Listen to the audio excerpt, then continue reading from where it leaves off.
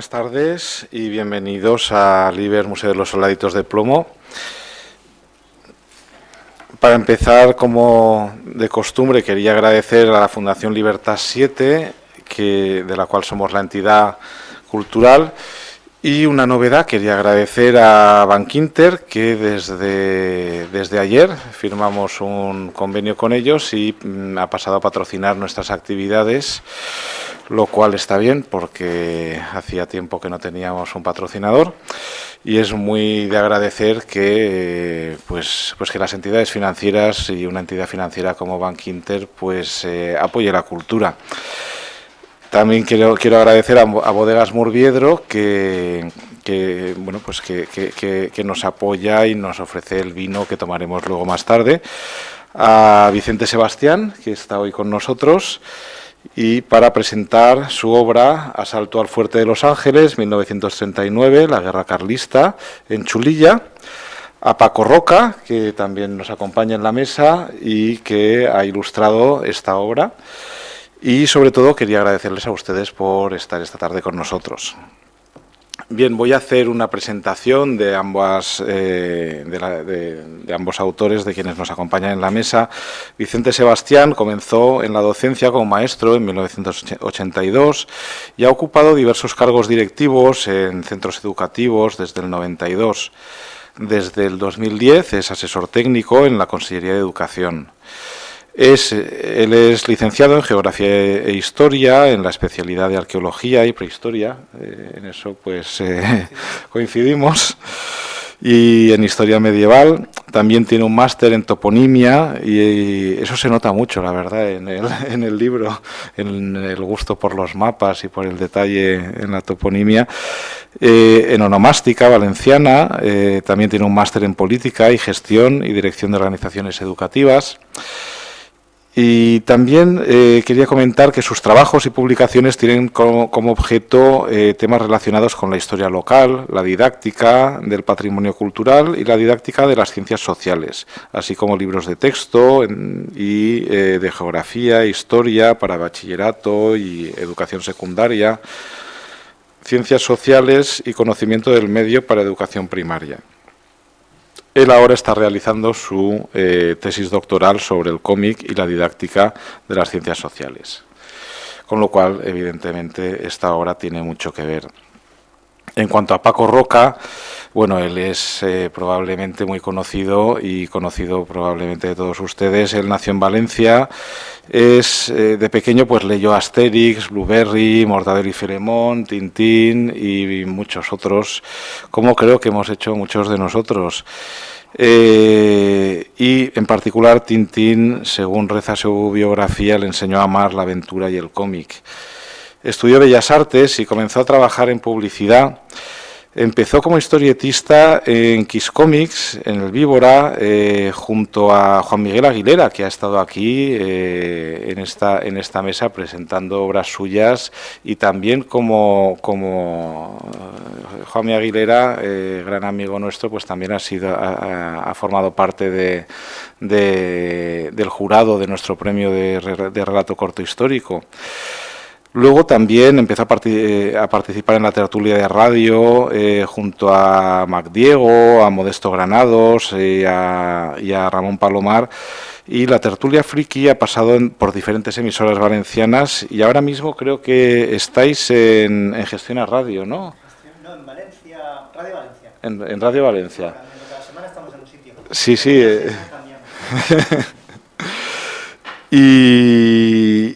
Y bueno, en marzo de 2007 la editorial francesa Delcourt lanzó su novela gráfica Rides, Arrugas, que fue considerada como uno de los grandes, como uno de los 20 mejores cómics editados anualmente en el país galo. Se editó en español por Astiberri Ediciones con el título de Arrugas, recibiendo en 2008 reconocimientos en el Salón del Cómic de Barcelona, el premio al mejor guión, el premio a la mejor obra de autor español, y también recibió premios en el Festival de Luca y 2 premios Dolmen, el Premio Nacional del Cómic. Bueno, a partir de ahí ya te sales, ¿no? Y bueno, mientras se gestaba una adaptación fílmica de la exitosa Arrugas, publicaste 2 novelas gráficas más, Las calles de arena y con Miguel Gallardo, Emotional World Tour. Y en 2010 iniciaste una tira dominical, Memorias de un hombre en pijama, para las provincias, que luego se editó ya como obra. En 2012, en el MUBIM, se acogió una exposición retrospectiva dedicada a tu obra, y a finales de año se publicó una novela gráfica, Los surcos del azar, basada en la historia de la 9, la división una compañía de la división Leclerc del Ejército de la Francia Libre, que estaba formada por españoles que fueron los que liberaron París. Y ahí fue cuando colaboramos en una exposición que se realizó en las naves, y bueno, pues hicimos una modesta maqueta inspirada en ese mismo momento de liberación de París, y que se puede ver aquí en el... ¿La tenéis aquí? La tenemos aquí, acabamos de abrir la sala de siglo XX-XXI y ahí mismo está. Pero es que estuvo bien contar con esa maqueta en la exposición. La verdad es que eso, que fue un placer poder contar con esa maqueta en la exposición, ¿no? Porque recreaba el momento estelar de la historia, que era la liberación de París, ¿no? La entrada de esta compañía de la 9 en la ciudad de París. Sí, sí, liberada por españoles, y que mucha gente, un dicho que mucha gente ignora. Sí. Sí. Bien, pero el tema que hoy nos ocupa es las guerras carlistas, la primera guerra carlista en particular. Entonces voy a hacer con unas pinceladas voy a situar el momento y el lugar.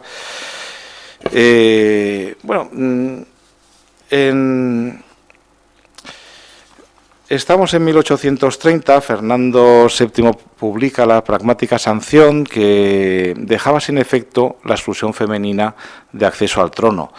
En general, en los fueros de Castilla, en España, las mujeres podían acceder al trono siempre que no hubiese un varón como heredero. Pero Carlos IV había creado una ley, que era la pragmática sanción, que cambiaba esa normativa y excluía del trono a las mujeres. Fernando VII se casó en segundas nupcias y tuvo una hija, Isabel, la que sería Isabel II, y entonces decidió anular esta pragmática sanción. Pero claro, tenía un hermano que era Carlos María Isidro, y lo había nombrado heredero antes de tener una hija. Aquí tenemos a Fernando VII, muy odiado por muchos en España en aquel momento. Y aquí tenemos a su hermano, a don Carlos. Y claro, él se había visto ya rey.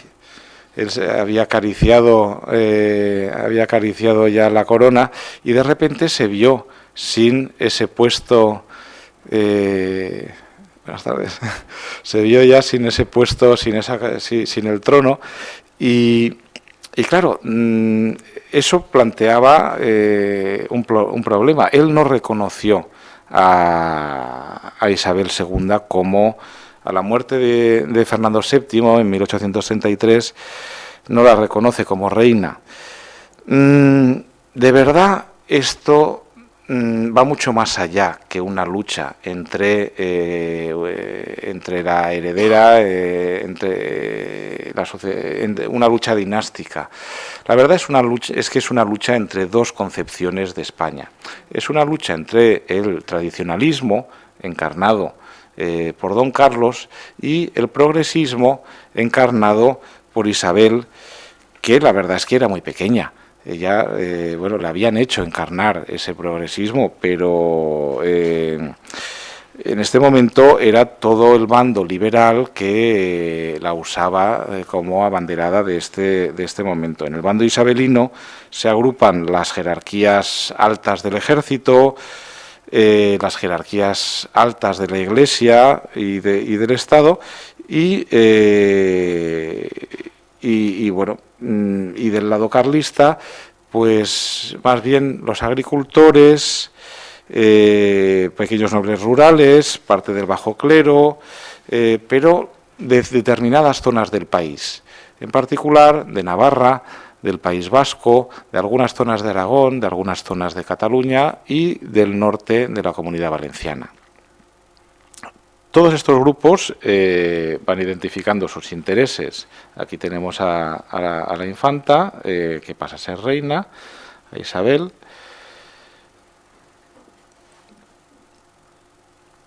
Bueno, y aquí tenemos pues a los carlistas, que se les puede identificar por la boina, mayoritariamente roja, pero no siempre. Había muchos carlistas que llevaban boinas de otros colores, pero sí, la mayoría de los regimientos carlistas la llevaban roja. Aquí tenemos a Isabel II ya adulta, con su guardia, en piezas que tenemos aquí en este mismo museo. Dentro del bando de los carlistas también habían varios sectores. Los más intransigentes eran los llamados apostólicos. Dentro de Valencia, como he comentado, el maestrazgo en Castellón y el norte de Valencia y la zona de Chulilla, como la serranía, como nos va a comentar Vicente, fue donde arraigó más el carlismo. El programa ideológico político del carlismo se sintetizó sobre todo en Dios, patria, fueros y rey, y como rey evidentemente a don Carlos. Tenían una oposición radical a las reformas liberales, patrocinaban el inmovilismo, una defensa de la monarquía absoluta, una defensa del tradicionalismo católico y defensa de los intereses de la Iglesia, defensa de los fueros vasco-navarros, e incluso de los fueros en otros lugares, también una oposición a las leyes de partidas que se habían instaurado en el Estado después de la Guerra de Sucesión. Y bueno, pues en general amenazaban las reformas igualitarias y centralistas de los liberales y defendían las instituciones propias de autogobierno y de justicia, las exenciones fiscales y las exenciones de quintas. La evolución de la guerra, no voy a entrar en detalles, pero fue contraria a los intereses carlistas, hasta que una parte de ellos se rindió, llegó al acuerdo que tenemos en una maqueta justo en la sala contigua, que se llamó el abrazo de Vergara, donde hay el convenio, también se llama, de Vergara, donde Espartero y Maroto, el principal líder carlista, tras la muerte de Zumalacárregui, pues llega a un acuerdo y ahí se firma la paz de la facción mayoritaria de los carlistas. Después hubo 2 guerras carlistas más. Algunos dicen que 4, porque consideran que la guerra civil pues fue la última guerra carlista, y digamos que las 2 Españas probablemente siguieron existiendo, y algunos consideran que siguen existiendo hoy. Pero bueno, no me alargaré más. Esta era la introducción que quería hacer para que entrar en situación. Y sin más voy a ceder la palabra a Paco para que nos hable de las ilustraciones que ha realizado para esta obra. Muchas gracias.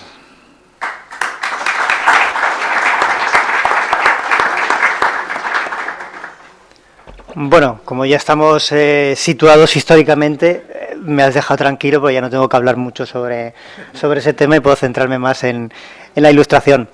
En primer lugar, decir que a mí me encanta la historia y me encanta dibujar sobre la historia, porque en cierta forma es como un poco rellenar esos huecos, ¿no? Y sobre todo en un tiempo como este en el que no existía la fotografía. Es una época que además siempre me ha parecido muy interesante. He hecho alguna cosa, pero de unos años después, de la época del romanticismo, que me parece que es una época, bueno, muy curiosa, en la que, bueno, como decía antes, como un lugar en el que no existía la fotografía y la única forma de captar los lugares exóticos era enviar a los dibujantes, ¿no? a que plasmasen cómo eran las pirámides, cómo era la Esfinge o cómo era pues el Oriente o lo que fuese, ¿no? Y ves una época en la que situé una de las historias y en la que aparece, pues bueno, la España un poco romántica, ¿no? Lo que todos estos aventureros esperaban encontrarse, ¿no? Y dibujar todo esto, la verdad es que me hizo que me gustase, ¿no? Todo este momento histórico, por lo menos esa parte de la España. Y entonces cuando apareció el proyecto de Vicente, la verdad es que me apeteció mucho, ¿no? No es exactamente esta época, pero bueno, pero todavía tenía en la mente esa idea romántica de aquella España, ¿no? Pues el 1800 poco, ¿no? Pero claro, aquella es una España romántica, ¿no? Que realmente pues no existía mucho así, pero como digo es lo que se esperaban encontrar todos estos pintores y dibujantes, sobre todo extranjeros, ¿no? O escritores como Alejandro Dumas. Entonces, bueno, al afrontar este proyecto, por un lado pues estaba ese reto, ¿no? De ser riguroso con la historia. Antes había trabajado ya en otro cómic, como bien se decía, sobre los republicanos españoles que estuvieron en la liberación de París, y para esto tuve la ayuda de un historiador. Era un historiador norteamericano que trabajaba en la Universidad de París, y bueno, ya en ese momento ya me di cuenta lo complicado que es, en muchos casos, trabajar con un historiador, ¿no? Porque no hay manera de colarles nada, ¿no? O sea, tú intentas que las cosas sean estéticas o que narrativamente funcionen y ellos continuamente te están echando tierra, ¿no? Es para que, claro, aquello funcione como tiene que funcionar. Entonces suele ser siempre como una batalla, ¿no? Entre la licencia artística, digamos, y el cometido de esas ilustraciones, en este caso, que tenían que cumplir mostrar una realidad, ¿no? Así que nos lo pasamos muy bien en el periodo en el que lo estuvimos haciendo, pero desde luego fue largo, ¿eh? Porque, pues bueno, muchas hubo que retocarlas, creo que aquí podremos ver algunas de ellas, y sobre todo, como también se comentaba antes, ¿no? Sobre todo con el tema de la topografía del lugar y en particular del castillo y la colina de Chulilla, ¿no? Ahí hubo que hacer muchos cambios. La verdad es que Vicente me consiguió bastante documentación de muchos grabados y cuadros, sobre todo de la época, y con ellos pude trabajar bastante. Aquí lo que estáis viendo son pues esos dibujos a lápiz. A partir de estos dibujos a lápiz, Vicente los veía y sobre ellos pues bueno, hacíamos pues algunas rectificaciones, ¿no? Creo que tenemos más por ahí para...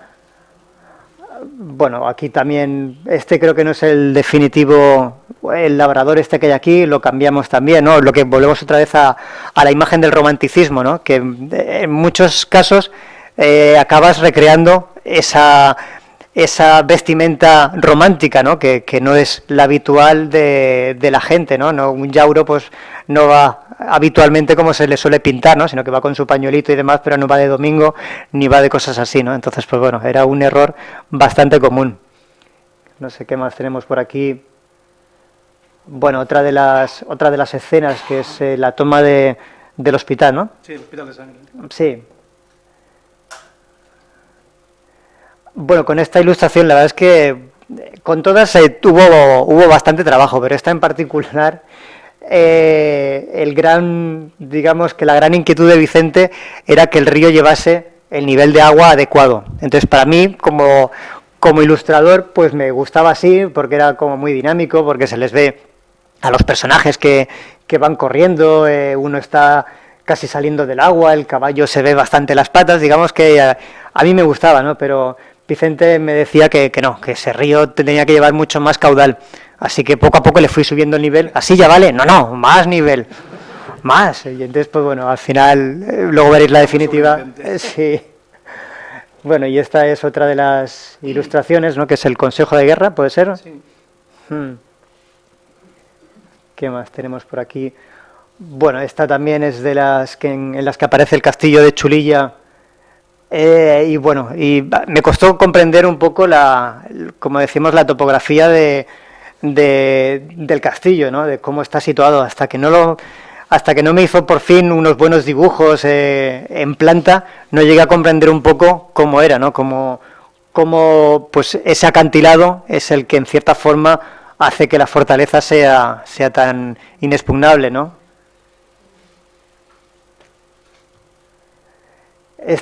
También aquí, por ejemplo, me basé en una fotografía que me pasó Vicente. Entonces, pues bueno, por ejemplo, pues hice como lo veía en esa fotografía, ¿no? Como veis, el castillo está por arriba, está ahí señalando. Arriba está, pues esa horizontal es totalmente recta. Yo lo hice como veía en la fotografía. Entonces, pues claro, no exactamente no era así. Entonces, pues bueno, de todo, digamos que Vicente acababa encontrándole su aquel, pero con cariño, esto dicho con todo cariño. También no nos peleamos, pero en el fondo también a mí me parece interesante, ¿no? A veces, pues bueno, es un poco, no es que sea complicado, es laborioso, pero en el fondo es lo que quieres, ¿no? Porque se trata, pues bueno, si él ha hecho un trabajo de documentación, que en cierta forma es casi un trabajo de investigación o detectivesco, en mi trabajo es intentar recrear las cosas como eran, ¿no? No existe esa imagen y tienes que crearla en cierta forma de la nada o de los retazos que tienes, ¿no? Con lo cual, pues bueno, la verdad es que es muy interesante cuando ves el resultado final, porque tú también te sorprendes, ¿no? Me ocurría también un poco con lo que hablábamos antes de esta historia sobre la liberación de París, ¿no? Que no hay fotografías sobre ciertos acontecimientos y tú tienes que recrearlo siguiendo un poco los comentarios de los historiadores. Aquí, a ver, bueno, este es el comienzo del trabajo. Primero, pues bueno, nos reunimos varias veces para determinar qué ilustraciones íbamos a utilizar, ¿no? Con unas cuantas ilustraciones intentar colocarlas pues en los momentos que consideramos que eran los más importantes de la historia. Entonces, pues bueno, este es el trabajo habitual, haces unos bocetos de una forma muy rápida, pero que nos juntábamos y a partir de ahí pues lo explicábamos un poco. Bueno, pues esto va a ser la huida, luego ya veremos la huida, desde qué punto de vista, desde dónde lo enfocamos, cómo van a ser los elementos, cómo van vestidos, cuál es el uniforme, qué elementos hay, ¿no? Pero digamos que en estas es únicamente el concepto. A partir de aquí, de una vez decidimos las ilustraciones que iban, entonces Vicente ya se encargaba de ese trabajo de documentación, ¿no? Y me sobresaturaba de información, me daba de cada una de las ilustraciones, me preparaba una carpeta, pues bueno, con muchísima información, ¿no? Sobre los uniformes, sobre pues la arquitectura que apareciese, sobre la geografía, sobre todos estos detalles, ¿no? La verdad es que así era como muy fácil trabajar.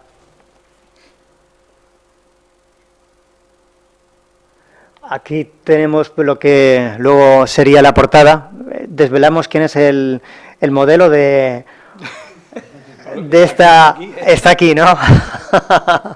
Bueno, en algún lado de la sala se encuentra. Ahí está el modelo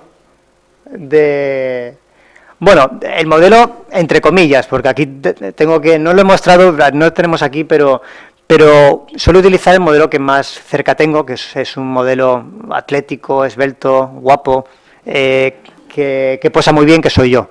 Entonces, yo me hago autofotos y luego, pues bueno, voy añadiendo cosas y demás. Entonces, en este caso, bueno, aquí era tu cuerpo también en este, ¿no? Aquí sí, pues aquí era totalmente, era una fotografía que me pasó Vicente de su hijo, y bueno, y en base a eso es esta ilustración. Y ya están todas, ¿no? Bueno, aquí ya lo veis terminado y en parte retocado, ¿no? Que como digo, sobre todo la mayor parte de los retoques se centraron pues en eso, ¿no? En lo que es en cierta forma el protagonista de la historia, ¿no? Que es el fuerte o el castillo de Chulilla, ¿no? En cierta forma todo está basado en ese lugar, ¿no? Con lo cual había que ser, como decíamos, pues bueno, muy muy fieles a esa realidad. Y bueno, si luego sale algo más sobre el tema, ahora le cedo la palabra a Vicente. que aún a pesar de todo esto le sigo teniendo muchísimo cariño y afecto.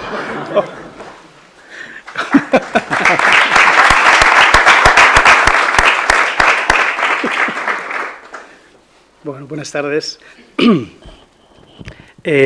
Bueno, primero agradecer a la Fundación Libertad 7, Alejandro Noguera, porque el marco que nos ha cedido es incomparable. Es decir, yo creo que es mejor imposible el hecho de que el Palacio ya no solamente es el contenido, es el continente, lo es todo, y es historia en sí mismo. Entonces creo que realmente es un honor estar aquí y quiero así manifestarlo.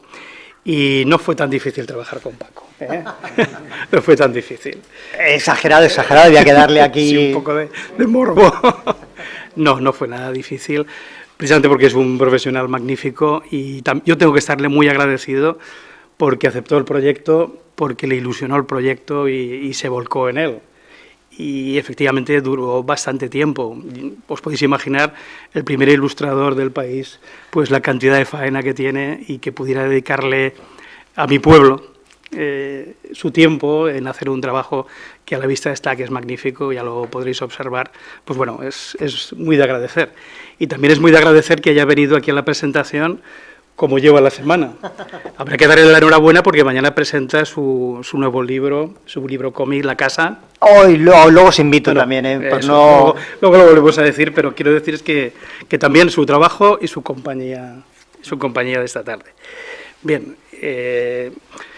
¿por qué este libro? Bueno, pues un poco, este libro ha llevado mucho tiempo, es un libro de mi pueblo, de Chulilla. Yo soy cronista de Chulilla, soy chulillano de nacimiento también, y este libro pues reúne un poco diferentes ámbitos que a lo largo de mi vida profesional y mi vida biológica también, pues me han ido acompañando, ¿no? Es decir, la historia local de tu tierra, pero también la divulgación histórica y sobre todo la didáctica del patrimonio. Es decir, yo creo que reúne todo eso, ¿no? He querido plasmar en ese libro todas esas cosas. Ya desde pequeño hay una partida, la partida del Mas, de Chulilla, pues que como paisano del lugar, pues siempre te comentaban ya de crío los agricultores, oye, ha habido una gran batalla, entonces es una cosa que ya de enano pues se te va quedando, de que quieres saber más cosas de eso que se está contando ahí. Y bueno, eso se une con tu trayectoria profesional de historiador y se junta todo y se hace un poco este chisbarabís, ¿no? Los hechos, como dice un poco el título, se concentran en el año 39, 1839, hace 176 años. Y se centran básicamente en dos momentos, en dos batallas, en dos campañas militares de la Primera Guerra Carlista. Es decir, una campaña, la campaña de verano, que sucede esa batalla el 2 de agosto, y otra la campaña de invierno, porque es en Navidad, y se resuelve precisamente en Nochebuena, en el día de Navidad de ese mismo año. El resultado de ambas campañas es diametralmente opuesto, porque si bien en la primera son las fuerzas carlistas las que, digamos, van a alcanzar la victoria, en el caso de la campaña de diciembre no es así, sino que son las fuerzas gubernamentales. ¿Y por qué? ¿Por qué es importante el castillo de Chulilla o el fuerte de Los Ángeles en este conflicto? Desde el punto de vista local, pero también desde el punto de vista valenciano, de la provincia de Valencia. El castillo servía de base para que las fuerzas carlistas de alguna forma pudieran controlar un territorio mucho más extenso. Es decir, servía para un tipo de guerra de guerrillas que llevaban las fuerzas carlistas. Es decir, no se trataba tanto de un ejército regular, sino al contrario, es decir, el hostigar a las fuerzas gubernamentales y retirarse a base segura, a una especie de nido de águilas, pues, y que de alguna forma eso presentaba un inconveniente de cara a las fuerzas gubernamentales. Ahora ahí tenéis una visión del castillo de Chulilla. ¿Qué es sobre lo que me he basado para el libro, para realizar este volumen? He tenido muchísima suerte, es algo que de alguna forma un historiador también está a expensas de tener suerte, es decir, aparte del trabajo de investigación, ese esfuerzo de ir buscando, es decir, ese reto, eso que se te ilumina, que quieres averiguar, también el factor suerte es importante. Es decir, pues hemos tenido la suerte, al final, de encontrar una serie de documentos que van a relatar de una forma pormenorizada, detallada, qué sucede en estas campañas militares, sobre todo en la campaña de agosto. Es decir, son relatos de batalla de gente que los vivió. Hay, por ejemplo, lo que aparece en la diapositiva sería el Lemny, que está contestando al que luego hará un poco de protagonista del relato que ilustra Paco, es decir, que es Cincunegui. Es decir, el día 2 de agosto de 1839 se va a producir una gran derrota de la Brigada de la Ribera, que eran las fuerzas nacionales que actúan en la zona y que tenían la base en el cantón de Liria, y como la derrota es tan exagerada, con unas fuerzas tan superiores respecto a las fuerzas carlistas, pues se hace un consejo de guerra en el que se quiere dilucidar de alguna manera las responsabilidades. Eso, como cualquier proceso judicial, genera papel. Y entre ese papel que genera, pues las diferentes versiones se trasladan a ese papel. Pero es un papel que no son unos documentos solamente de cara al tribunal, sino que también hay una batalla de cara a la opinión pública. Es decir, no podía comprender la ciudad de Valencia que a 50 kilómetros de la capital, con un ejército o unas fuerzas militares mucho más numerosas, organizadas, un ejército regular, por lo tanto, hubiera sido derrotada de la forma que fue en Chulilla. Entonces, eso hay que explicarlo, es decir, en Valencia eso no se vive bien. Y se puede seguir la prensa de esos días precisamente para ver las diatribas que hay y las responsabilidades que se buscan. Bien, pues precisamente esos documentos son los que van a estar en la base de este libro. Es decir, porque es un relato de gente que lo dice, y lo dice en ese momento, es decir, que lo traslada a papel a las semanas de haber sucedido. Es decir, no es una fuente ya secundaria. Eso lo hace muy interesante. Aparte de ello, es decir, yo me planteo también, aparte del interés que considero historiográfico, la parte didáctica, es decir, también por cuestión profesional o vicio profesional, si se quiere. Es decir, aquí estamos poco acostumbrados, me refiero en España, al hecho de que se trabaje de alguna manera en didáctica de cara a las aulas el conflicto bélico, pero no es extraño en países anglosajones o en Estados Unidos. Hace poco nos presentaba Alejandro lo que, bueno, no sé si lo puedo decir, es decir, el preparar pues el tema de la guerra de sucesión americana, Little Big Horn. Es decir, en Estados Unidos los sitios de batalla se conocen, se trabajan a nivel de aula, pero no porque desde un carácter que se puede pensar militarista, sino porque a nivel de historia y didáctica de la historia se está buscando en que la historia se relaciona con las aulas y se puede enseñar a partir de ahí desde vida cotidiana, valores, etcétera. Es algo que en Estados Unidos lo tienen muy claro, en Norteamérica lo tienen muy claro, también en los países anglosajones lo tienen muy claro. Lo hemos visto no hace mucho con la celebración como recreación histórica de la batalla de Waterloo, los museos de batalla que hay en el extranjero. En España no es tanto así. Sí que es cierto que, es decir, conforme pues nuestra sociedad pues ha ido accediendo a la cultura, a la novela histórica, es decir, todo aquello que tiene con la historia, la sociedad lo está recibiendo muy bien. Y sí que es cierto que en el siglo XXI incluso podemos decir que se reconoce el valor del patrimonio histórico y del patrimonio bélico, que por otra parte las huellas que deja en el paisaje donde transcurre pues son más que evidentes, bien sean fortificaciones, en poblados, castillos o en las destrucciones que eso ocasiona. Ciertamente sí que en los últimos tiempos la guerra civil de 1936-39 sí que está teniendo digamos, más resonancia a nivel didáctico, sobre todo lo que es la batalla del Ebro, o incluso ahora se está planteando las visitas, pues por ejemplo, en nuestro caso en Valencia, a las trincheras de la línea ZYX, que eran de la defensa de la capital. Pero bueno, es un tema emergente. Para nosotros era muy importante, aunque pudiera sonar extraño. Aquí, desde luego, no lo suena, creo que es el sitio más adecuado un poco para llevarlo adelante. Planteo luego, aparte de unas reflexiones iniciales, pues un contexto, un somero contexto que Alejandro ha presentado, yo creo que de una forma muy clara y exhaustiva, en el porqué o cómo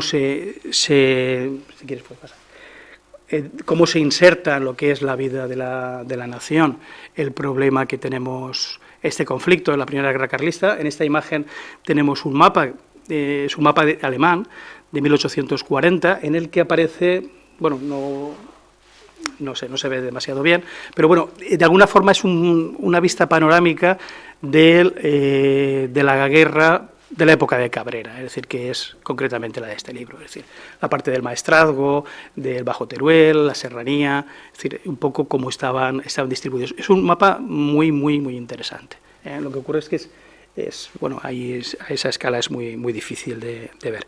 Efectivamente, como ha dicho muy bien Alejandro, la guerra no es solo, vamos a decir no es, sí es, pero no solo una guerra dinástica, una guerra de sucesión. Es decir, ahí no solamente se está jugando quién es el rey o la reina del país, sino que detrás hay dos concepciones ideológicas y de interpretación de cómo debe ser la sociedad y la economía de España a partir de ese momento, a todos los niveles. Por eso es ideológica, es una batalla ideológica, es una guerra económica, porque la economía puede ir hacia un lado. Por eso estamos pensando que la ideología, los liberales tienen más apoyo en las ciudades, en zonas industriales, mientras que el carácter agrario o el carácter rural que puede tener más el soporte ideológico de las fuerzas carlistas.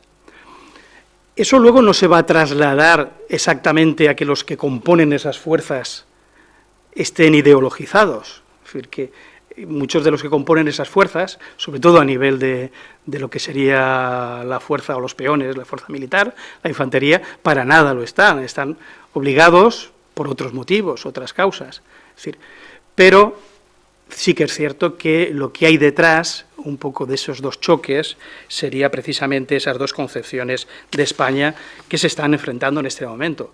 Y también no perdamos de vista que a nivel internacional también esas dos concepciones, pensemos en la época revolucionaria de 1830, que luego continuará ese ciclo y tendrá un eco en el 1848, es decir, eso está ocurriendo en Francia, está ocurriendo en el extranjero. También eso hará que las potencias extranjeras, a la hora de intervenir, de apoyo armamentístico, de apoyo incluso con voluntarios, pues también se alisten unas fuerzas, o haya unos apoyos más, por ejemplo, al pretendiente, a don Carlos, por parte de Prusia, por parte de Rusia o de Austria, mientras que Francia o Inglaterra o Portugal se van a poner del lado de los liberales, es decir, bien de los cristinos de la regente, de María Cristina, o también isabelinos por la heredera Isabel. En la primera de esas tres o cuatro guerras carlistas, las tres del siglo XIX, la verdad es que esta primera guerra carlista, Bullón de Mendoza, en su tesis, gran estudioso y conocedor del carlismo, dice que entre 1873 y 1840 se produce la más sangrienta guerra civil de la historia contemporánea en relación entre el número de habitantes del país y el de muertos. O sea que estamos precisamente ante una catástrofe demográfica y una catástrofe también social en este momento. Bien, ya me centro en nuestra comarca, en la Serranía. La comarca de la Serranía es una comarca, Serranía del Túnez es una comarca agreste, que facilita ese tipo de guerra, de guerrillas, por su orografía, por su topografía. Les viene muy bien a las partidas carlistas. Entre los autores hay muchas dudas si se puede calificar de ejército carlista, o normalmente si de más fuerzas carlistas, o ejército solamente en un momento dado, a pesar de que asimismo pues Cabrera sí que se llamaba a sí mismo Ejército Real de Aragón, Valencia y Murcia, y también en los mandos que concede a sus oficiales, está también pues, los grados de coronel, es decir, a nivel militar. En la parte contraria, el Ejército Nacional va a tardar mucho en reconocer el carácter de ejército a las fuerzas carlistas, porque considera que son rebeldes, facciosos, y eso también va a tener consecuencias, sobre todo en el trato de prisioneros y en el canje de prisioneros, porque al no reconocerse mutuamente, pues eso lo pagan los prisioneros que no se canjeaban y acababan muriendo de la forma más desgraciada y más vil. Bien, en las partidas carlistas que se van a mover en la zona de la Serranía, básicamente hay muy pocos jefes de partida que sean de la zona, son más bien de la zona de Castellón, incluso de Tortosa, algunos incluso de Cuenca, los hermanos Rugero, pero sí los integrantes suelen serlo, precisamente porque estaban próximos a su pueblo, es decir, que eso también facilitaba unos que se habían integrado en las partidas porque conocían a alguien, había un familiar, había un amigo, y luego el hecho de que se moviesen en su zona, en su comarca, en un lugar conocido, y que les permitía volver a casa pues cuando había que desmovilizarse, y luego también la ventaja de que una vez que acababan una acción podían mimetizarse mucho más fácilmente con el terreno. En un primer momento, esta guerra carlista en nuestra zona va a ser muy importante el avance carlista, sobre todo porque el general que hay en Valencia, el general Sociats, no se toma muy en serio, y aparte tiene un carácter más pasivo, y suele dejar hacer, es decir, no le cuesta tomar decisiones y no reacciona rápidamente a esos ataques de avispa que hacen las partidas carlistas, con lo cual las fuerzas carlistas pues, van tomando cada vez más fuerza en esa zona. Luego también porque el ejército es desviado, el gobierno de Madrid desvía muchas fuerzas del ejército de la zona para reforzar el ejército del norte, precisamente porque consideran que deben reforzar la zona vasco-navarra, el ataque a Bilbao y toda esa parte, con lo cual el ejército gubernamental aquí también queda más disminuido. Entre eso y la falta de decisión del general en jefe, pues hace que Cabrera y los suyos pues vayan tomando cada vez más fuerza.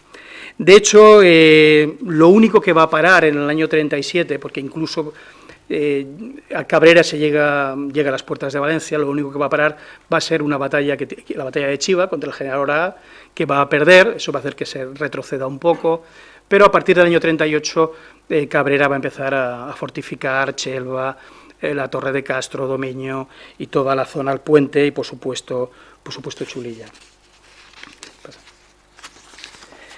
De hecho,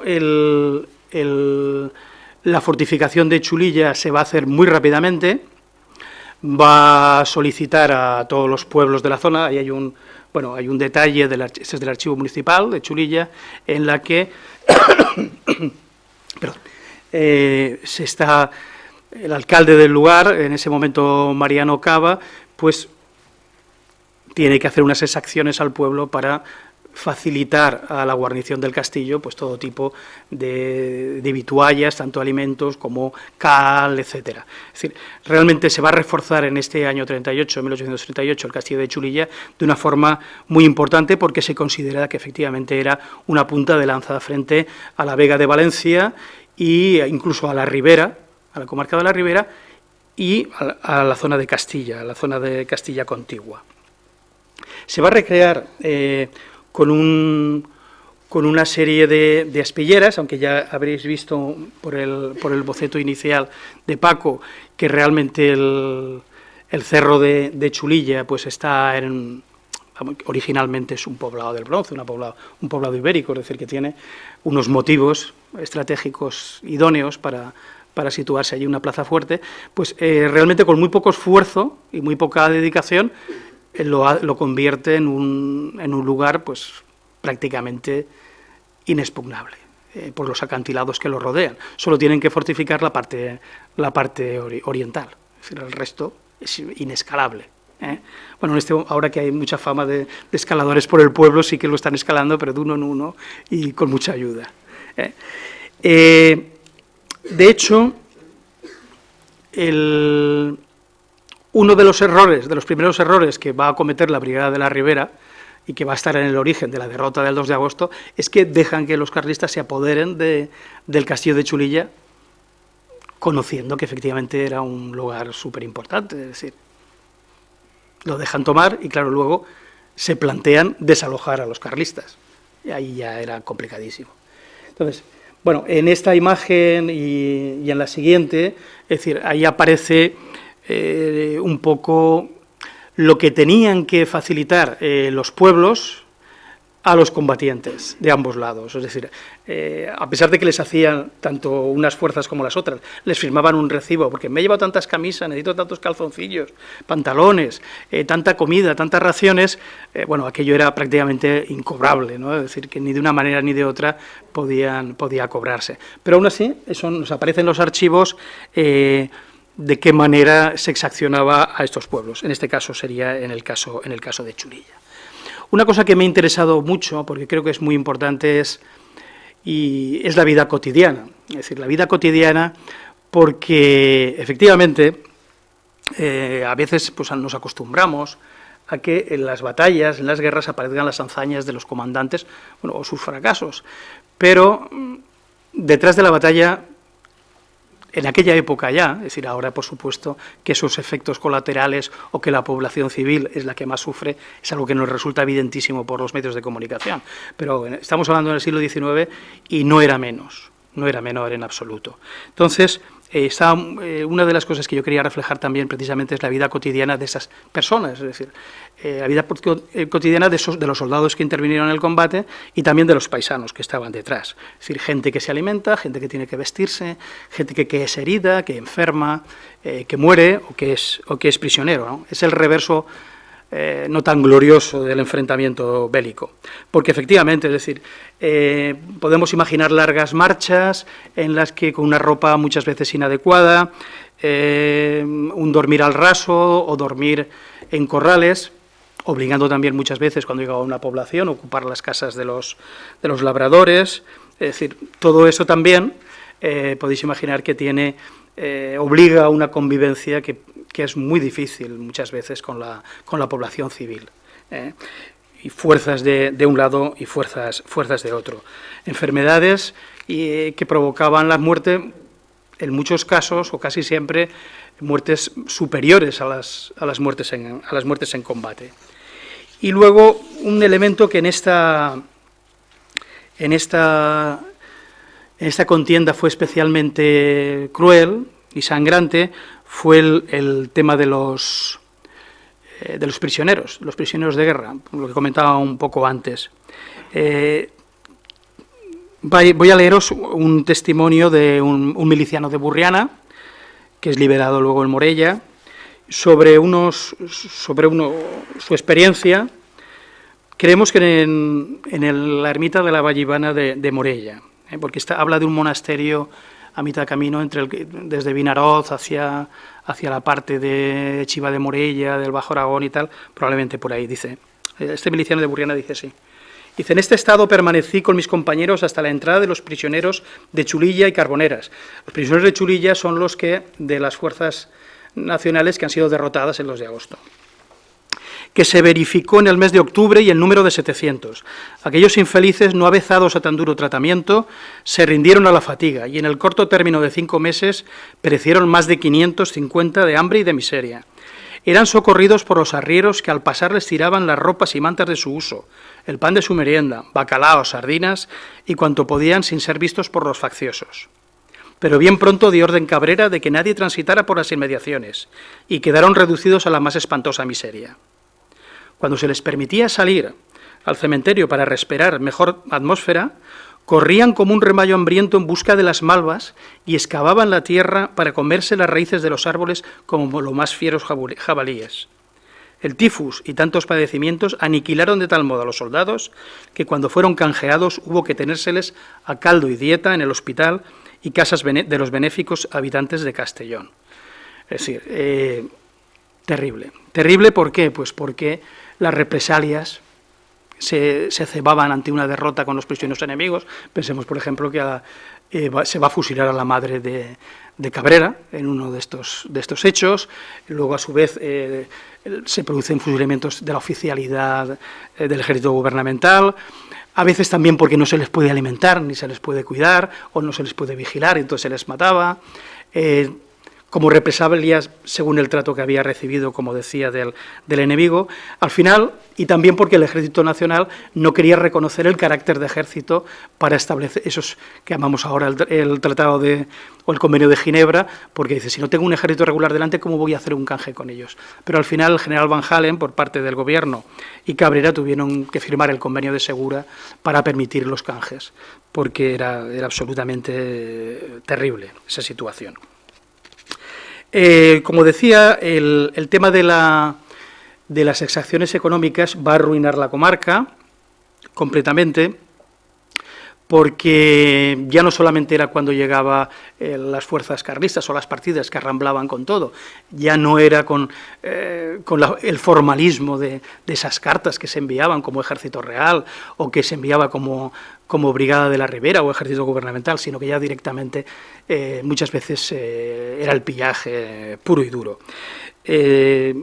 Chulilla, la comarca, pues tenía podemos imaginar, una economía muy similar a la actual, en el sentido de los productos agrícolas y ganaderos, y precisamente eso convertía como un lugar fácil en el que, sobre todo en el caso del ganado, era una comida, un alimento fácil de transportar, es decir, lo llevabas vivo a tu lado y cuando hacía falta pues lo matabas y alimentabas a tus fuerzas. Así es que cuando acaba la contienda, la mortandad, la desaparición que ha habido del ganado comarcal ha sido tan grande que va a tardar mucho en recuperarse la cabaña ganadera, precisamente porque es que se habían agotado todo ese alimento a nivel de ganado. La dieta habitual, por lo tanto, era el pan y la carne, si es que se encontraba, y en base al robo de ganado, por así decirlo, y el vino como bebida cotidiana. Bueno, el aguardiente también era muy importante, sobre todo muchas veces para entrar en combate. Es decir, no es que llegaran las fuerzas a combatir borrachas, pero había en algunas ocasiones que sí, eso ocurría también. Es decir, pensando sobre todo en fuerzas bisoñas, que, como en el caso de la Brigada de la Ribera, que es nuestro caso, pues ni siquiera habían sido fogueadas en ningún momento. El vestuario también era un elemento muy importante, ya no tanto para distinguirse, sino simplemente por el propio hecho respecto a las inclemencias del tiempo y poder caminar.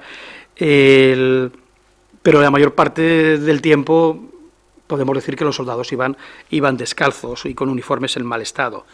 En el caso de las fuerzas carlistas, como comentaba Alejandro anteriormente, es decir, muy pocas fuerzas iban uniformadas, y la boina roja, que es más conocida a lo mejor por esa cuarta guerra carlista, pues no lo es tanto, es decir, que era un poco multicolor. En el caso de los valencianos casi más era una boina azul, pero bueno, es decir, que normalmente los carlistas, fuera de los miñones, los tortosinos, normalmente no iban, eran unas unidades muy concretas. Ahí lo que aparece en la imagen es un poco la zona de la batalla, es decir, que es una zona llana, que rodea la parte del Mas. Hay una muela y una serie de colinas alrededor, y es ahí donde se van a producir esos hechos, la batalla que va a perder el ejército gubernamental. Bueno, ¿qué pasa en 1839? Un poco lo hemos ido comentando, es decir, se ha ido acabando. Es el momento en el que se encuentra su apogeo las fuerzas carlistas, han ocupado el maestrazgo, gran parte de la provincia de Castellón, por lo tanto, la parte de Cantavieja del Bajo Aragón y Teruel, la parte de la comarca de la Serranía, se atreven a moverse hasta la Ribera, a Burjasot, es decir, atacan Liria, se mueven hasta Guadalajara, es decir, por lo tanto, tiene una movilidad muy fuerte, por lo que os he comentado antes. Es decir, en junio, concretamente, se fortifica Chulilla de una manera especial, y es cuando va a tomar la decisión el coronel Ortiz, el jefe del cantón de Liria, después de haber permitido, por falta de decisión, de que se ocupe el castillo de Chulilla y se refuerce, pues toma la decisión de ocuparlo, de desalojar de allí a los carlistas. Vamos a ver que eso es un desastre completamente, es decir, el Mar de Trovado, tal va a ser la destrucción, no existe en la actualidad. Es decir, era un caserío muy importante. Si conocéis la zona, si conoceréis el caserío de Banacloch, podemos imaginar algo casi parecido en esa época. Es decir, tal va a ser la destrucción de este caserío, que, así como aparece en el libro de matrícula de los habitantes de Chulilla, hasta esa época, y a partir de ese momento ya no aparece. Era un caserío que contaba con ermita propia, tenía tenía pajar, tenía su aljibe, es decir, que era un lugar muy importante y se va a utilizar por las fuerzas gubernamentales como hospital de sangre. Una vez que se produce la derrota del ejército, de la Brigada de la Ribera, del Ejército Nacional, en este momento, por las fuerzas del general Cabrera, Cabrera va a destacar, por eso insisto en la importancia de este castillo, no es chauvinismo del terreno, va a destacar como guarnición a 3 compañías de tortosinos. Es decir, no lo dejan otras fuerzas. Él es tortosino. Es decir, de hecho, Cabrera originalmente es un seminarista de Tortosa y gran parte de la oficialidad de sus fuerzas eran de Tortosa. Por tanto, lo deja a 3 compañías de su confianza. Y de gobernador a Cristóbal Codorniu, también otro tortosino. Por eso quiero decir la relevancia que suponía el lugar para la facción carlista. Efectivamente, el 31 de agosto, este es Cabrera, 31 de agosto el general Maroto llega a firmar el convenio de Vergara con Espartero, y eso va a tener unas consecuencias porque le va a dar la vuelta al equilibrio de fuerzas. El gobierno va a poder desarmar, ya no tiene que emplear al ejército del norte, puede enviar todas sus fuerzas para reforzar el ejército del centro y ponerlo en manos del general Azpiroz, una familia valenciana muy importante a nivel militar ya desde el siglo anterior. El disgusto de Cabrera va a ser enorme, él prevé lo que va a ocurrir de alguna manera y precisamente va a hacer una proclama que la firma en el cuartel general de Chulilla el 12 de septiembre de 1839.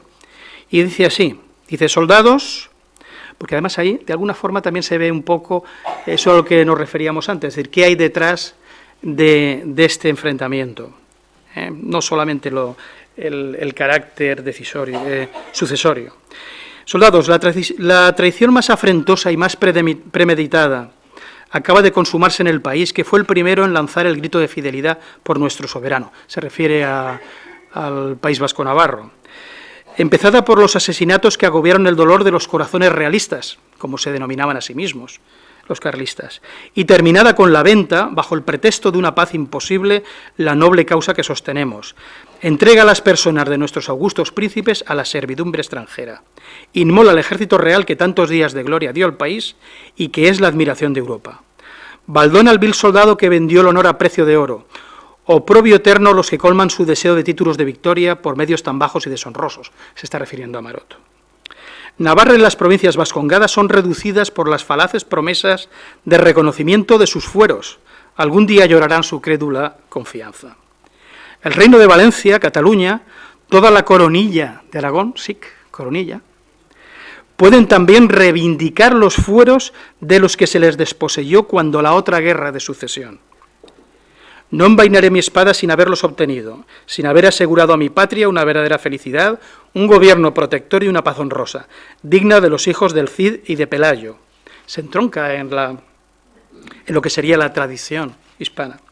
Tales son los invariables sentimientos de vuestro general, por ellos él verterá hasta la última gota de su sangre. Viva Carlos V, viva la religión y vivan los fueros locales. De alguna forma ese era el santo y seña. Efectivamente, tras la concentración de las fuerzas gubernamentales, como decía, El 12 de noviembre, el general Azpiroz, que ha recibido el encargo desde Madrid de comandar el ejército del centro, de reorganizarse, ocupa Chelva y ataca la Torre de Castro, que le sirve de apoyo, y que controla el camino real de Valencia a Aragón. El 21 de noviembre se acerca al castillo de Los Ángeles, pero es rechazado. El 15 de diciembre, Azpiroz logra ocupar Chulilla y comienza a sitiar el castillo. Y en Nochebuena, como era imposible prolongar por más tiempo la resistencia, los carlistas del gobernador Cadernio se entregaron a discreción, muy pocos de ellos, aunque el gobernador sí que logra huir, en esa imagen que nos ha deleitado Paco, en la huida desde las ventanas de la gobernación del castillo, y huye hacia el castillo de Alpuente. El castillo luego se volverá a fortificar. Ahí tenemos al conde de Alpuente, al general Azpiroz. Bien, unas imágenes de uniformidad, es decir, ahí tenemos al ejército del centro, en el libro aparecen todos los intervinientes, interviene el regimiento de Almansa, el regimiento de Ceuta, el de León, el regimiento de la Princesa, el regimiento de Saboya, el de Córdoba, el provincial de Valencia, el de Ciudad Real, el de Santiago, y un batallón franco, los que llaman los peseteros, porque cobraban una peseta más que un jornal podía estar en 2,5, 3 reales, cobraban una peseta por estar en el ejército, por servir a la causa liberal. Es decir, hemos de pensar que el ejército liberal se componía, había 3 tipos de fuerzas. Una fuerza era la fuerza de recluta, en el que se reclutaba entre 18 y 40 años a los pueblos, según el número de habitantes. Uno podía librarse si pagaba 4.000 reales para librarse, con lo cual solo podía librarse pues, una determinada tipo de población que podéis imaginar, por lo cual las fuerzas estaban realmente compuestas por gente, por jornaleros o gente que tenía, por gente muy humilde. Luego les hacían servir en el ejército prácticamente entre unos 7 años, con lo cual las deserciones podían estar al cabo de la calle. ¿Qué hacían un poco? Pues trataba el ejército de enviar al lado contrario del país o un lugar más alejado de su tierra, precisamente para evitar esas deserciones, ¿no? Luego, otra parte eran compañías de voluntarios, por ejemplo, los voluntarios de Valencia. Esas fuerzas sí que eran fuerzas de liberales, gente, sobre todo artesanos o pequeños burgueses, que se pagaban el uniforme y que componían una fuerza más especial, ¿no? Unas compañías que a veces se llamaban de preferencia precisamente porque se les confiaba determinados objetivos por su calidad en ellos. Y luego también estaban los batallones francos, que eran que cobraban, podríamos llamar mercenarios. Eso era gente normalmente de la zona, pero que sí que tenían una ideología normalmente liberal muy arraigada. Enfrente tendríamos el denominado Ejército Real de Aragón, Valencia y Murcia, que es el que comandaba Ramón Cabrera, y que pues tenían pues jefes tan importantes y que sonará como Arévalo, Forcadell, Palillos, Arnau, etcétera. Las fuerzas fueron los batallones de Tortosa, los más importantes, el batallón del Turia, de Mora, de Guías y una compañía de Miñones. Normalmente, en el caso de las fuerzas carlistas, estaban formadas por gente os he comentado, gente de la zona, con el inconveniente de que estaban normalmente mal armados y debían proveerse, pues prácticamente quien era el gran proveedor era el ejército enemigo. Es decir, en las batallas que ganaban, pues o los convoyes que atacaban, pues les iban quitando el armamento y precisamente hacían un poco lo que hizo en su momento el Vietcong con Estados Unidos en la guerra de Vietnam, es decir, armarse con las municiones del ejército de Estados Unidos. Es decir, pues hicieron algo muy similar. Nos encontramos pues básicamente en esas fuerzas pues a gente que no tenía una ideología clara, pero estaban cerca de casa. Y se podía dar la anécdota curiosa, bueno, se producía, de hecho, de que pues cuando acababa la oliva, pues se integraban en las partidas carlistas antes de que llegara la siega y luego se retiraban, con lo cual a los jefes carlistas pues no les quedaba también más remedio un poco que controlar sus campañas en base al calendario agrícola, porque esa era la realidad, eso eran las fuerzas y los soldados que tenía. Aunque ya en el caso del libro podréis ver que alguna referencia también para que se entienda un poco lo que sucede a cuestiones de armamento y táctica militar, pues tampoco creo que no me voy a extender en ello. Deciros que era realmente las armas tenían una eficacia muy limitada en ese momento por sus características físicas y también por el tipo de pólvora que se utilizaba. Es decir, realmente que uno muriese en la batalla porque le hubiera acertado a alguien que le apuntara era prácticamente imposible. Es decir, realmente a las fuerzas regulares se les adiestraba de alguna manera en disparar al bulto, es decir, a la masa, es decir, y alguien daría. Es decir, pero eso ocurría solamente en el primer momento, es decir, que cuando estaba todo claro, el fusil estaba limpio y perfectamente cargado. A partir de ese momento podía suceder cualquier cosa, es decir, pólvora negra, que se cargara demasiado el fusil, que se pusieran 2 cartuchos en lugar de 1, que reventara el cañón, que, es decir, que todo estuviera, no se supiera quién estaba delante y todo el mundo gritando. Y bueno, realmente los fallecimientos venían más por las heridas que producía y la poca higiene que por cualquier otra cosa. El libro, de alguna forma, ahí tenemos unas imágenes del libro ya finales, de Paco, de 2 momentos concretos. La estructura del libro en un primer momento es un poco lo que he ido contando hasta el momento, es decir, hay un contexto histórico, presento la vida cotidiana, una cronología del conflicto, un glosario, porque claro, hay mucha terminología militar también para que se pueda interpretar correctamente, comandantes y las unidades militares, pero luego el plato fuerte, la parte central, es la que todo el talento y el grafismo de Paco se pone ahí en marcha y se centra en un relato. Es decir, ahí, desde luego, sí que como historiador se podría decir, has elegido un relato para que de alguna forma se ilustre, porque es un relato y es una versión. Lo que pasa es que ciertamente luego veréis que en el anexo están todas las versiones. Es un relato de Cincunegui, que él acusa a su jefe, al coronel Ortiz, de todos los errores habidos y por haber que se han cometido el 2 de agosto para atacar Chulilla, y luego el resto de la oficialidad pues va a echarle la culpa a Cincunegui, que es el jefe de Estado Mayor, porque las órdenes las interpreta mal. Pero bueno, las ventajas del relato de Cincunegui, del jefe de Estado Mayor, es que es muy descriptivo. Y entonces pues permitía mucho jugar con él y un poco seguir la línea de los acontecimientos. Pero, como así a lo largo del libro pues un poco se va explicando, realmente es la versión suya. Es decir, precisamente lo que se pretende es... con la parte, y en la parte didáctica está, y en la parte de fuentes primarias, el que la historia no coge solamente una fuente, sino que coge diversidad de fuentes que debe contrastar, y eso se hace como historiador de cara a la sociedad y como profesor de cara al aula, es decir, que es algo fundamental. Ahí están arrancando la puerta de la iglesia de Chulilla para reforzar la puerta del castillo. Ahí aparece una parte de la muela que divide ese plano que hemos visto anteriormente del castillo, que cae hacia la otra vertiente, hacia la parte oriental, y por la que va a ascender la Brigada de la Ribera.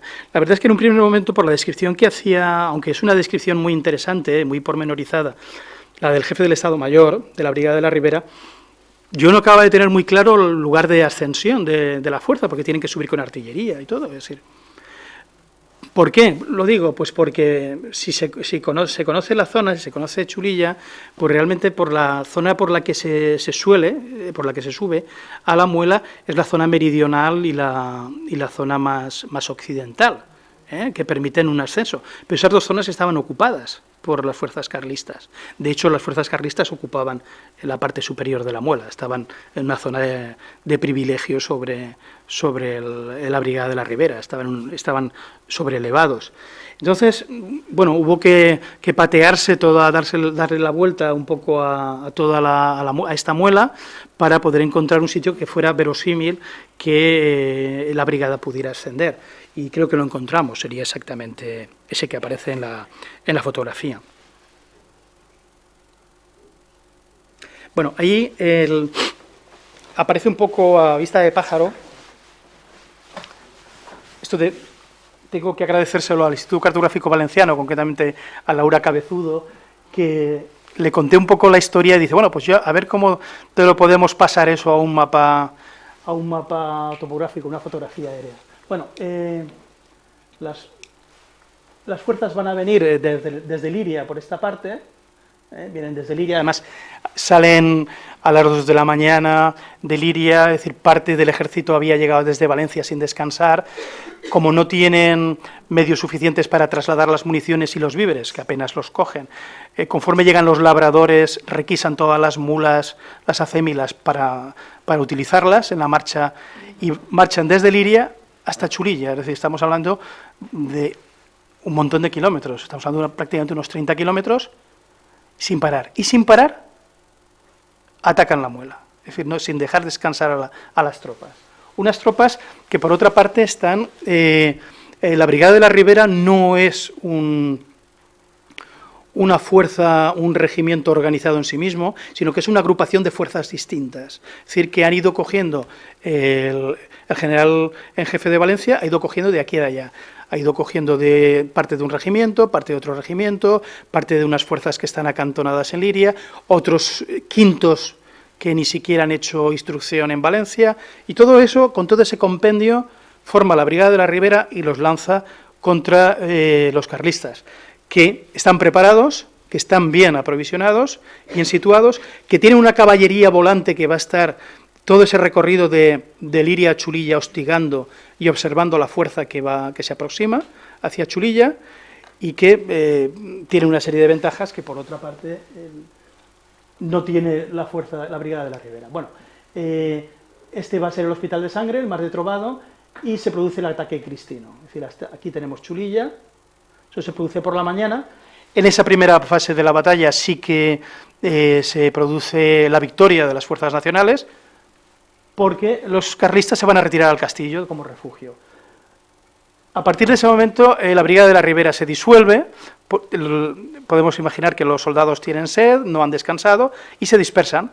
Y el coronel Ortiz se queda mirando el castillo y esperando un poco, bueno, pues ya lo tengo prácticamente conquistado, a ver cómo me organizo. Pero no se preocupa en absoluto de mantener la disciplina entre sus fuerzas. Eso facilitará que en diferentes salidas, tanto la caballería como la infantería de las fuerzas carlistas contraataquen y se produzca la batalla en esta zona. Ahí la batalla definitiva va a ser la derrota del ejército cristino, del ejército gubernamental, que se retira bien hacia la zona de Chiva, bien hacia la zona de Liria. Pasamos. Bueno, son unas imágenes que aparecen en el libro del levantamiento topográfico que hacen los ingenieros del ejército.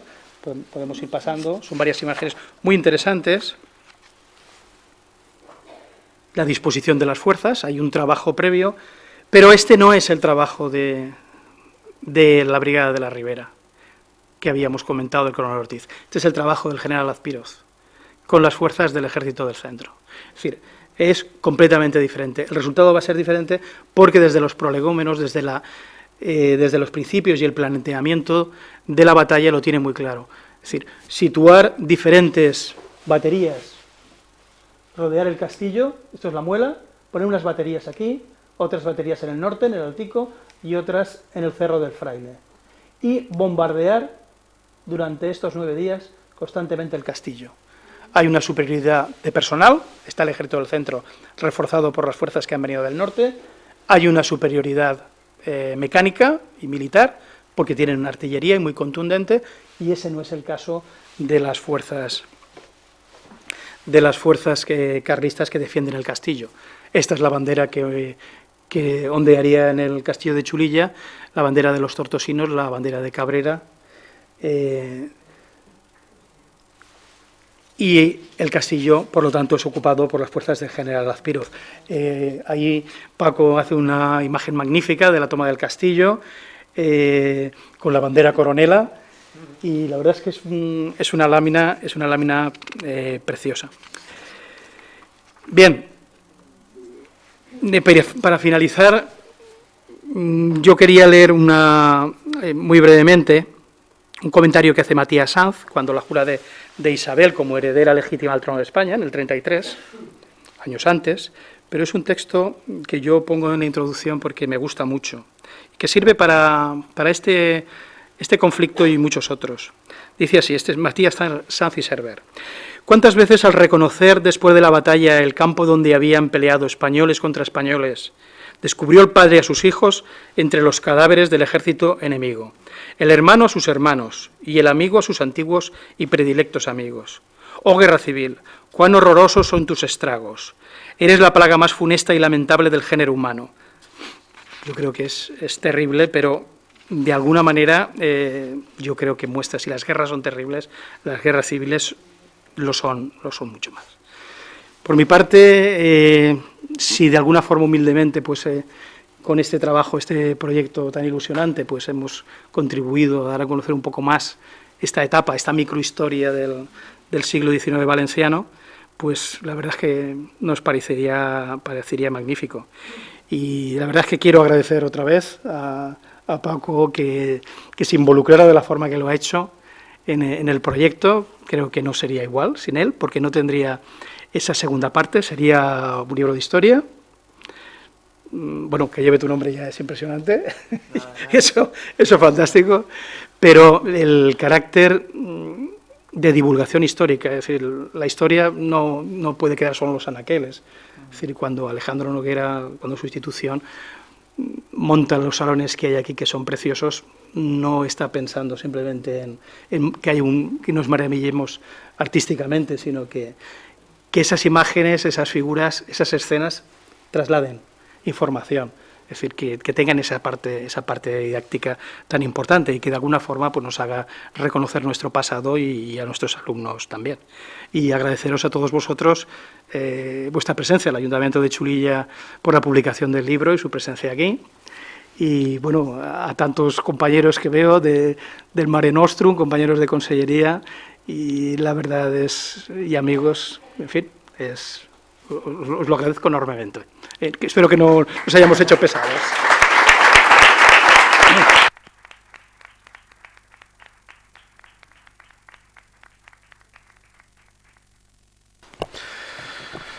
Pues muchas gracias, Vicente.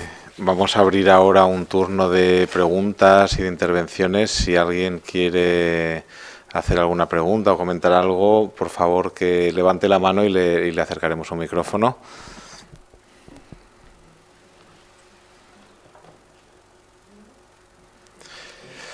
Juanmi.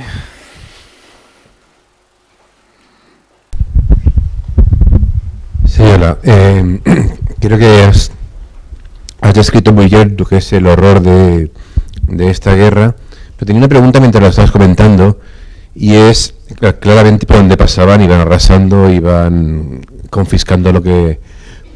Y tenías comentado algo de que fusilaron a la madre de uno de los generales, pero ¿había un ataque directo contra la población civil o eso se mantenía al margen? O sea, directamente intentaban destruir las ciudades, destruir los campos y... No, no existía tal, es decir, realmente cuando se produce a lo mejor la entrada de una población son represalias que hay por un hecho concreto anterior, es decir, por una denuncia que en un pueblo ha hecho el alcalde, es decir, ha denunciado a algunos miembros de la partida que son originarios de esa, los ha entregado a sus familiares a las fuerzas del gobierno. Pues claro, en aquella época, a pesar de que los medios de comunicación no eran equiparables a los actuales, pero al final la gente se enteraba de todo. Oye, en tu pueblo ha pasado tal, han cogido a tu familia, a tu primo y lo han tal.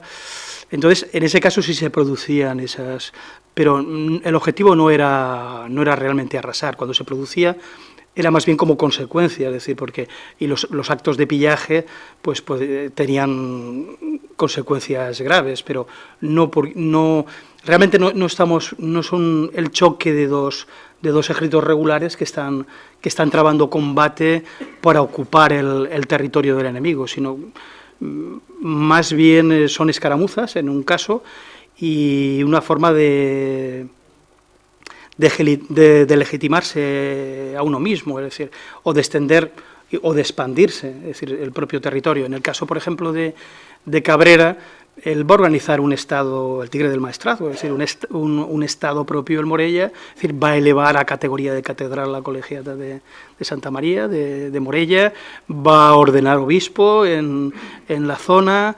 ordenar obispo a elegirlo, al obispo en la zona, es decir, va a impartir justicia, jueces, tribunales, va a haber un medio de comunicación, el Correo Carlista, es decir, él se cree que es un Estado, es decir, el Estado del pretendiente, un Estado legítimo, y que de alguna forma pues debe, desde su aportación como militar convencido, pues poner su granito de arena en pro de que el rey sea Carlos V, de alguna manera, es decir, pero no se produce, los estragos que se producen en los pueblos o en la economía de los pueblos son consecuencia un poco de lo que está sucediendo, pero ese no es el objetivo.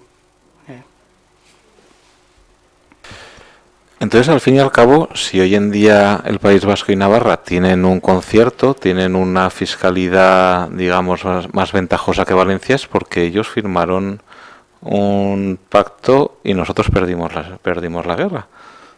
Pues podríamos decir algo así, no sé. Es difícil hacer una ucronía así a bote pronto, pero efectivamente ellos van a hacer valer esa tradición y esa firma para mantenerla a lo largo del siglo XIX y, bueno, es decir, que quede tan arraigada que de alguna manera, incluso pensemos, es decir, es conocido, lo sabéis todos, es decir, que tras la Guerra Civil Álava va a mantener la foralidad, estamos hablando de la época de Franco, es decir, y Navarra también, es decir, sus matrículas eran distintas, no eran de la capital de provincia, sino del territorio, no podía ser Pamplona, como sucede en otros sitios. PM era Palma de Mallorca, ahora ya es Islas Baleares, ¿no?, la matrícula. Pero es decir, en esa época, tras la Guerra Civil, Navarra tiene su policía foral y Álava tiene su policía foral. Antes no existía la Ertzaintza, pero sí los miñones de Álava, es decir, que sí, de alguna manera, en la que en el pacto sí que... El origen de esa legitimidad, digamos... En este caso, en el caso valenciano, pues no ocurrió de ese modo. Es decir, por eso he querido leer un poco al completo la proclama que hace en Chulilla Cabrera, porque hace referencia a eso, es decir, al tema de los fueros, y se retrotrae cuando habla a la otra guerra de sucesión. Es decir, que también ahí eso es muy curioso, es la literalidad de la proclama. Dice que se perdieron por estas tierras en la otra guerra de sucesión. ¿Sí?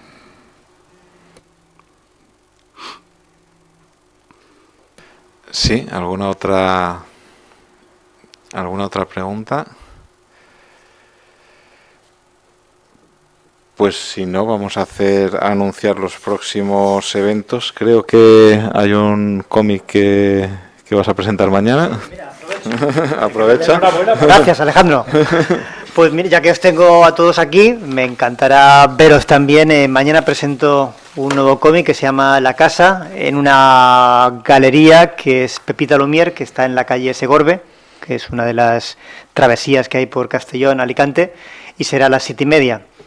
No va de historia en este caso, pero algo contaremos, ¿no? Así que si os apetece, ahí estaremos. Se llama La Casa. En cuanto aquí, pues el 16 de diciembre, la semana que viene, presentamos la novela histórica Parménides, el canto del filósofo, de José Solana, que es catedrático de filosofía en Barcelona. El 19 de diciembre hay una excursión a Barcelona para visitar la exposición El triunfo del color de Van Gogh a Matisse en la Fundación Mafre, y quedan pocas plazas. El 22 de diciembre inauguramos la exposición temporal Una historia americana de 1776 a 1880. Es básicamente desde la Guerra de Independencia americana, desde la Revolución hasta el final de las Guerras Indias, y es nuestra exposición anual. Les recordamos que somos una fundación sin ánimo de lucro y bueno, se pueden hacer socios. Haciéndose socios, pues tienen rebajas para, por ejemplo, los viajes que estamos preparando. En Fallas nos vamos a Irán y en Pascua a la India. También tienen rebajas en nuestra tienda, librería y en los cursos que hacemos aquí. Y también tenemos una urna aquí a la salida. Cualquier ayuda, por pequeña que sea, es bienvenida. Haciéndose socios, no lo he recordado, tienen rebaja, bueno, la mitad de lo que donen se lo rebajan de impuestos, lo cual es también muy interesante y sale muy baratito.